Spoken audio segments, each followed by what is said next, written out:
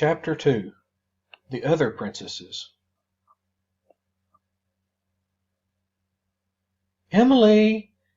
Her mom's face froze in a frown. Why on earth are you charging around like this? I went the wrong way, Emily gasped. When I opened the door, there was a... She stopped, suddenly aware of all the eyes that were fixed on her.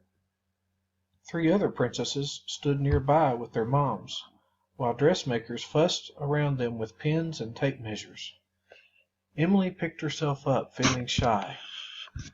Well, never mind, Queen Maria said with a sigh. Now that you're finally here, please come and try this dress on. We have to make sure it fits correctly for the grand ball on Saturday. Emily followed her into the middle of the room. There were mirrors everywhere, and long shelves stretched all the way along one wall. The highest shelf was covered with gold and silver necklaces. The middle one was full of shiny satin gloves, and the lowest shelf had rows of party shoes covered in glittering stones. Emily looked longingly at the necklaces. She'd brought her own ruby necklace in her suitcase, but she knew her mom would make her save it until the night of the grand ball. She went into a changing room and pulled the dress over her head. It was a pink ball gown made of smooth satin and decorated with red flowers. When she came out and looked in a mirror, her heart leapt. This dress was the most beautiful one she'd ever had. Her long red hair curled over the satin material, and her hazel eyes shone brightly. "Stand up really straight, please, Emily," said her mom, fastening the buttons at the back. "Now remember, we're saving this for the very last evening, so that you can wear it to the grand ball." Emily took the opportunity to have a look at the other princesses. The girl closest to her was the same one she'd seen getting out of the carriage earlier. She had dark hair and serious brown eyes, and wore a green silk dress. She saw Emily looking her way and smiled back. The next girl stood gracefully, with long golden hair falling down her back. Her mom was checking the fit of her pale blue dress, which was so long that it hid even her feet. The girl farthest away from Emily had dark eyes and black hair.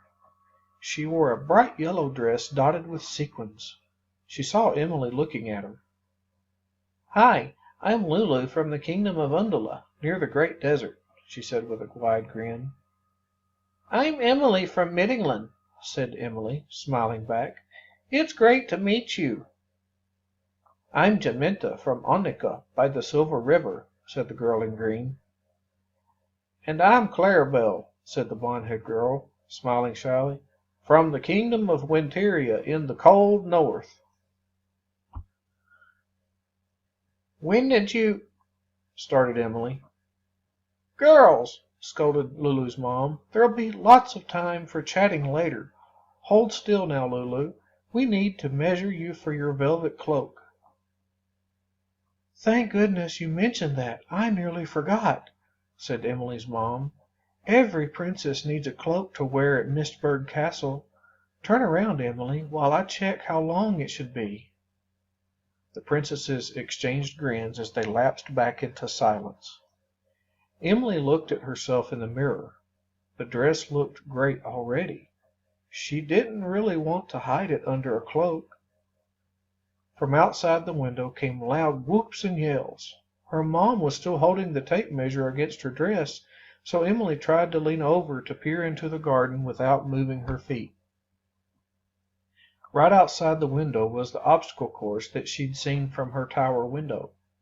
Now that she was on a lower floor, she could see it much more clearly. 4 young princes were playing on the equipment, climbing the ropes, swinging across the monkey bars, and flying down the zip line. As Emily watched them, she longed to be out there. "Mom," she cried, trying to wriggle free, "have you finished measuring for the cloak yet? I really want to go on that obstacle course." There'll be plenty of time for that later, said Queen Maria. Your Highness, we haven't given you all the necessary instructions yet, said the head dressmaker. All young princesses must know the correct manners for the grand ball, how to enter the banquet hall and curtsy in the right place, how to hold your head straight as you walk, how to place yourself on your seat correctly at the start of the meal. There are many things to practice this afternoon. Emily sighed. The other princesses didn't look very happy either. I think I know how to sit down on a chair, muttered Lulu, but she fell silent after a look from her mom, the Queen of Undula. Emily looked from the zip line to her mom, who was still fiddling with the tape measure. She sighed. It was going to be a very long afternoon. Emily got back to her turret bedroom as the sun began to set. She found her maid, Allie, taking things out of her suitcase and putting them away.